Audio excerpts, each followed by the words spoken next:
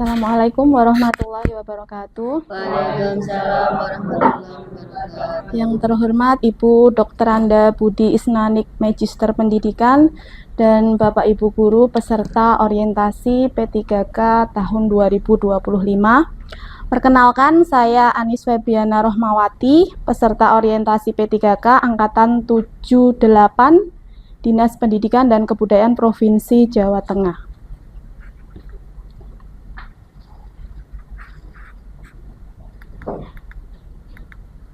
Saya berasal dari SMA Negeri 1 Sambung Macan. Kebetulan masih SPT, mohon doanya Bapak Ibu supaya segera terbit SPMT agar induknya bisa berpindah. Kemudian di sini saya akan memaparkan laporan orientasi saya. Yang pertama yaitu visi dan misi SMA Negeri 1 Sambung Macan. Visi SMA Negeri 1 Sambung Macan adalah unggul dalam prestasi, luhur dalam budi pekerti, berwawasan lingkungan, dan berkarakter profil pelajar Pancasila. Kemudian dari visi itu adalah cita-cita dari sekolah SMA Negeri 1 Sambung Macan, diturunkan ke dalam misi. Misi itu adalah strategi dalam mencapai visi dari sekolah tersebut. Yang pertama, misinya adalah meningkatkan mutu pendidikan berupa pengintegrasian sistem nilai, agama, dan budaya dengan kemajuan iptek. Yang kedua, mengembangkan seluruh potensi peserta didik secara optimal, baik dalam bidang akademis maupun non-akademis. Kemudian yang ketiga, meningkatkan efektivitas dan efisiensi pemanfaatan seluruh potensi sumber daya manusia, kemudian sarana prasarana sekolah, dan menyinergikan seluruh potensi tersebut. Yang keempat, menjalin hubungan harmonis antara sekolah dengan orang tua atau wali murid, masyarakat, instansi, dan lembaga terkait dalam rangka mencapai visi sekolah secara optimal. Yang kelima, menerapkan pola hidup bersih dan sehat untuk diri sendiri dan lingkungan bagi semua warga sekolah. Dan yang keenam, mengembangkan sikap dan perilaku warga sekolah yang peduli terhadap kelestarian lingkungan hidup dan pembangunan yang berkelanjutan. Yang ketujuh, mengimplementasikan profil pelajar Pancasila ke dalam budaya positif sebagai bentuk pelaksanaan pembelajaran yang berpihak pada murid. Jadi di sini Bapak Ibu, kita di SMA 1 Sambung Macan ini lebih pada pelestarian lingkungan, di mana sekolah kami sudah maju ke Adiwiyata provinsi, seperti itu. Selanjutnya saya akan memaparkan RHK atau rencana hasil kerja, di mana sumber RHK ini saya dapatkan dari IKI, ya, indikator kinerja individu dan juga e-kinerja. Yang pertama itu rencana hasil kerja pimpinan yang diintervensi, yaitu terkelolanya pelaksanaan pembelajaran yang berfokus pada implementasi KOSP, sama seperti Bapak Ibu Guru semuanya tadi. RHK saya yaitu tersusunnya perangkat pembelajaran yang terdiri dari analisis minggu efektif, prota, promes, silabus, modul ajar, bahan ajar, administrasi, dan juga tahap perencanaan pembelajaran. Di sini aspek yang saya ambil adalah kuantitas, kemudian indikatornya perangkat pembelajaran yang akan disusun, kemudian dokumennya meliputi ada 2 dokumen. Tahapannya berupa menyusun perangkat pembelajaran bahasa Indonesia. Kebetulan saya mengampu bahasa Indonesia sama seperti Pak Boko, Bu Azizah, dan Bu Ani. Kemudian tahapannya merancang perangkat kegiatan bahasa Indonesia, menentukan tujuan pembelajaran, kompetensi dasar, materi, dan indikator pencapaian kompetensi berdasarkan KOSP yang ada di RHK pimpinan. Kemudian melaksanakan kegiatan berdasarkan kalender efektif. Outputnya yaitu berupa kerangka perangkat pembelajaran bahasa Indonesia.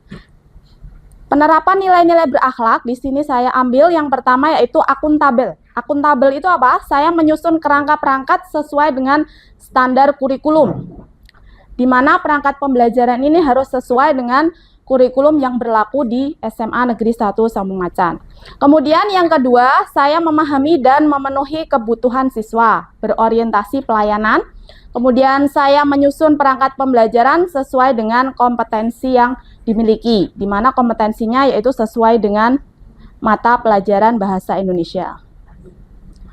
Kemudian yang kedua yaitu di indikator individu, terlaksananya kegiatan pembelajaran penilaian, analisis, serta tindak lanjut hasil penilaian sesuai dengan rencana yang telah ditetapkan sebelumnya sesuai dengan kondisi terkini, luring dan daring dengan memanfaatkan media pembelajaran yang tersedia.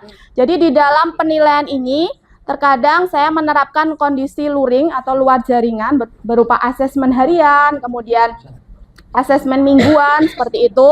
Kemudian daring bisa dalam bentuk Google Form atau siswa dapat mengisi soal-soal yang nantinya bisa masuk ke dalam penilaian. Kemudian kuantitas yang saya ambil aspeknya kegiatan evaluasi program analisis pelaksanaan dan tindak lanjut mata pelajaran bahasa Indonesia. Jadi evaluasi, misalnya ketika saya menerapkan media visual, oh ternyata tindak lanjutnya siswa itu masih belum memahami atau nilainya masih di bawah standar. Nah, maka saya akan memberikan tindak lanjut atau refleksi bisa. Kemudian kegiatannya bisa melaksanakan kegiatan pembelajaran bahasa Indonesia dengan tahapan yang pertama melaksanakan sesuai dengan perencanaan yang sudah disusun tadi, kemudian analisis, observasi, dan juga evaluasi, serta bagian terakhir adalah tindak lanjut. Selanjutnya, output yang dihasilkan adalah kegiatan evaluasi dan tindak lanjut sesuai dengan yang direncanakan. Di mana nilai berakhlak yang saya ambil yaitu ada kompeten, di mana saya melaksanakan kegiatan pembelajaran bahasa Indonesia sesuai dengan perencanaan. Kemudian yang kedua, saya melakukan kegiatan saling peduli, empati, menghargai di setiap kegiatan pembelajaran atau harmonis. Kemudian yang ketiga, saya bersikap ramah, cekatan, memahami kebutuhan siswa pada saat kegiatan pembelajaran. Jadi ketika siswa tidak, Bu, jangan seperti ini materinya, bosan. Nah, kita harus memahami. Nah, misalnya ketika kita asesmen menggunakan kertas ya, Bu, sekali-kali menggunakan interaktif. Bisa dalam bentuk kuisis, saya membuat, atau Padlet, dan media-media yang lain. Kemudian saya memberikan keterbukaan nilai asesmen terhadap siswa. Jadi ketika kita menerapkan menggunakan media kuisis, itu kan nilainya langsung muncul. Jadi tidak ada saling ini kok nilainya bagus, ini nilainya jelek. Soalnya di situ kita akuntabel ya, objektif sesuai dengan kemampuan siswa itu. Kemudian saya berkreativitas dalam memberikan pembelajaran dengan menggunakan media sebagai alat pendukung. Yang kedua, melaksanakan kegiatan pengembangan kompetensi, di mana terlaksananya kegiatan pengembangan diri dalam PKB atau pengembangan keprofesian berkelanjutan bagi guru. Kuantitas berupa pengembangan diri, yaitu keikutsertaan dalam diklat maupun seminar. Di sini ada 4 dokumen dengan mengikuti kegiatan pengembangan diri. Adapun tahapannya kita bisa mendaftar kegiatan seminar. Tentunya seminar ini harus sesuai dengan kompetensi kita dalam bahasa Indonesia, misalnya penggunaan metode yang sesuai, kemudian sekarang sistemnya AI, seperti itu, bagaimana penerapan AI dalam bahasa Indonesia. Kemudian melaksanakan kegiatan dari seminar itu atau diklat, kemudian mengerjakan laporan. Outputnya yaitu mengikuti seminar, diklat, dan menyusun laporan. Di mana nilai berakhlak yang saya ambil adalah saya melakukan diskusi dengan rekan sejawat dalam keikutsertaan pengembangan diri. Adapun langkahnya yaitu kita membuat grup ya, kemudian ketika ada salah satu guru yang memiliki ilmu atau memiliki pengetahuan yang berlebih terkait mata pelajaran bahasa Indonesia, kita bisa saling sharing, atau misalnya kita bisa, ini ada seminar bahasa Indonesia, mari kita ikut, seperti itu. Jadi tidak ada tertutup ya di antara masing-masing guru bahasa Indonesia. Kemudian yang kedua, saya mengembangkan diri dan berinovasi dalam mengikuti diklat atau seminar. Kemudian saya terus belajar dan mengembangkan kapasitas pada diri sendiri. Itu bagian pengembangan kompetensi. Kemudian yang ketiga ini adalah RHK tugas tambahan, di mana di SMA Sambung Macan saya diberi tugas tambahan berupa terkelolanya penugasan guru dan tenaga kependidikan untuk mewujudkan penyelenggaraan pembelajaran yang berkualitas berupa meningkatnya kinerja satuan pendidikan melalui pelaksanaan tugas tambahan sebagai guru piket. Jadi guru piket saya kebetulan setiap hari Selasa dijadwalkan. Kemudian yang saya ambil aspek kuantitas, di mana guru piket itu melaksanakan tugas setiap hari Selasa kalau saya. Kemudian yang kedua tugasnya adalah sebagai koordinator distribusi makan bergizi gratis atau MBG yang diprakarsai Bapak Presiden dan Bapak Wakil Presiden setiap harinya pada siang hari tepatnya jam 12 itu kepada siswa. Jadi sebagai koordinator itu guru piketnya. Kemudian melaksanakan kegiatan piket dengan tahapan datang ke sekolah setiap pukul 6.15, kemudian melaksanakan kegiatan piket dan mengerjakan laporannya yang nantinya akan di-upload di Ekin. Kemudian outputnya yaitu laporan piket harian berupa kehadiran guru dan siswa. Jadi setiap hari kita berkeliling di mana jika ada kelas yang masih kosong maka guru itu kita catat. Kemudian kenapa guru ini tidak masuk, seperti itu alasannya apa. Kalau tanpa alasan berarti kita harus lapor ke atasan kenapa guru ini tidak ada, seperti itu. Tapi kalau masih ada tugas itu masih bisa dimaklumi. Kemudian laporan rekapitulasi jumlah siswa penerima MBG setiap hari Selasa. Jadi kita selalu melaporkan berapa yang masuk dan tidak kepada guru piket. Terus kemudian berakhlaknya kita ambil 3, yaitu yang pertama saya menyambut siswa dengan ramah, yaitu berorientasi pelayanan. Kemudian yang kedua saya bekerja sama dengan guru lain selama piket, itu harmonis. Dan yang ketiga saya menegakkan visi, misi, dan budaya sekolah tanpa kompromi, itu loyal. Sekian Bapak Ibu paparan presentasi dari saya. Mungkin saya membutuhkan saran, masukan, pertanyaan dari Bapak Ibu yang hebat dan luar biasa ini. Saya persilakan. Saya sama bahasa Indonesia. Bahasa Indonesia boleh? Bahasa Indonesia. Oke. Saya Bu, ya. Ya, monggo Bu Ina Oke, Mawati. sebentar tadi untuk yang RHK 1 kaitannya dengan penerapan aspek berakhlak. Mungkin saya bisa diberikan contoh konkretnya dari aspek yang adaptif, Bu. Oh ya, adaptif. Seperti apa ya, Ya. adaptif di Baik, RHK terima 1. kasih pertanyaannya yang luar biasa dari Bu Ina Mawati.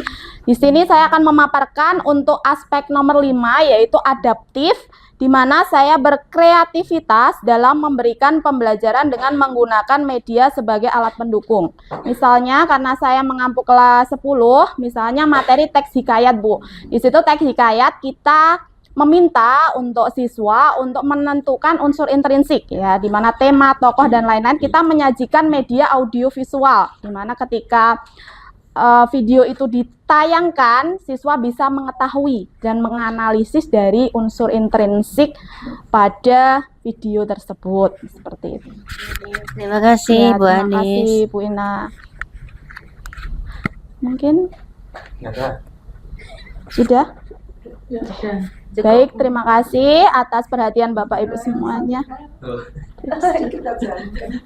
Kaitannya dengan programnya Pak Presiden Oke. dan Pak Wakil Presiden berkaitan dengan MBG itu, saya baru tahu ini dimasukkan ke dalam tugas tambahan. Oh gitu. Untuk ini lebih ke dari guru piket itu tadi Bu. Guru piket diturunkan. Diberi tugas piket. Iya. Terus mengurusi. Mengurusi betul ya. Jadi kita full mengurusi memang piket Senin itu harus tertata. Nggih, matur nuwun Bu Budi.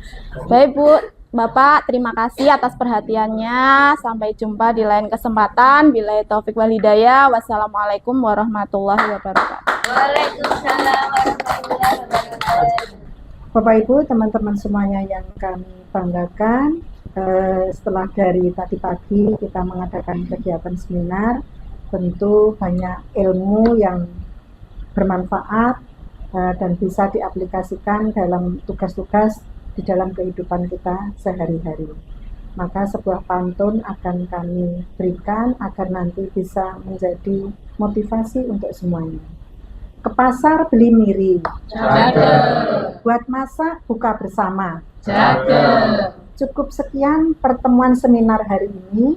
Jaga. Ibu berharap semua peserta lulus dengan baik dan gembira. Amin. Wassalamualaikum warahmatullahi wabarakatuh. Waalaikumsalam warahmatullahi